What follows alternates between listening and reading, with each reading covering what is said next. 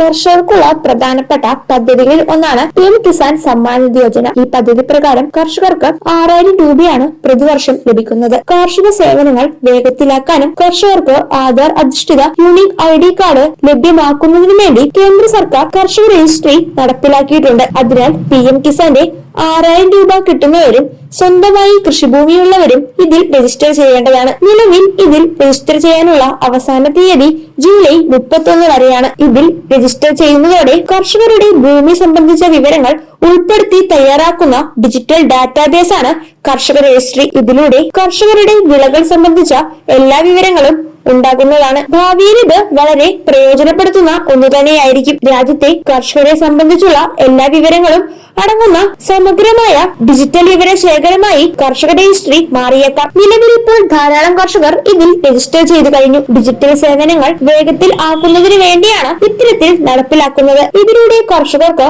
ആധാർ അധിഷ്ഠിത unique ID card ലഭിക്കുന്നതായിരിക്കും. പലിശ കുറഞ്ഞ വായ്പ, കാർഷിക ഉൽപാദനോപാധികൾ, പ്രാദേശിക പ്രത്യേകതകൾ കണക്കിലെടുത്തുള്ള നിർദ്ദേശങ്ങൾ എന്നിവയെല്ലാം ഇതിലൂടെ അറിയാൻ സാധിക്കുന്നതായിരിക്കും. ഇതിൽ രജിസ്റ്റർ ചെയ്യുന്നതോടെ വിവിധ ആനുകൂല്യങ്ങൾക്കും സേവനങ്ങൾക്കുമായി പ്രത്യേകം അപേക്ഷ നൽകേണ്ടി വരില്ല. ഓൺലൈനായി തന്നെ അപേക്ഷ നൽകാൻ സാധിക്കുന്നതുമായിരിക്കും. കേന്ദ്ര സർക്കാരിന്റെയും സംസ്ഥാന സർക്കാരിന്റെയും വിവിധ പദ്ധതി ആനുകൂല്യങ്ങളും സേവനങ്ങളും ലഭിക്കുന്നതിനുള്ള ഡിജിറ്റൽ തിരിച്ചറിയൽ രേഖയായി കർഷക ID മാറുന്നതുമായിരിക്കും. അതിനാൽ തന്നെ എല്ലാ കർഷകരും ഇത് നിർബന്ധമായും ചെയ്യുക. PM കിസാന്റെ ആനുകൂല്യങ്ങൾ ലഭിക്കുന്നതിന് eKYC, land seeding, Aadhaar seeding എന്നിവ ചെയ്യണമായിരുന്നു. അതിനു പുറമെയാണ് ഇപ്പോൾ കർഷക രജിസ്ട്രിയിൽ പേര് ചേർക്കണമെന്നുള്ള നിർദ്ദേശം വന്നിട്ടുള്ളത്. കർഷക രജിസ്ട്രിയിൽ ഒരിക്കൽ രജിസ്റ്റർ ചെയ്യുകയാണെങ്കിൽ കർഷകർക്ക് പൊതുമേഖലാ ബാങ്കുകളുടെ കൂട്ടായ്മയിൽ നിന്നും മുൻകൂറായി അംഗീകരിച്ച വായ്പ നേരിട്ടുള്ള പരിശോധന ഒഴിവാക്കുന്നതായിരിക്കും. ഡിജിറ്റലായി തന്നെ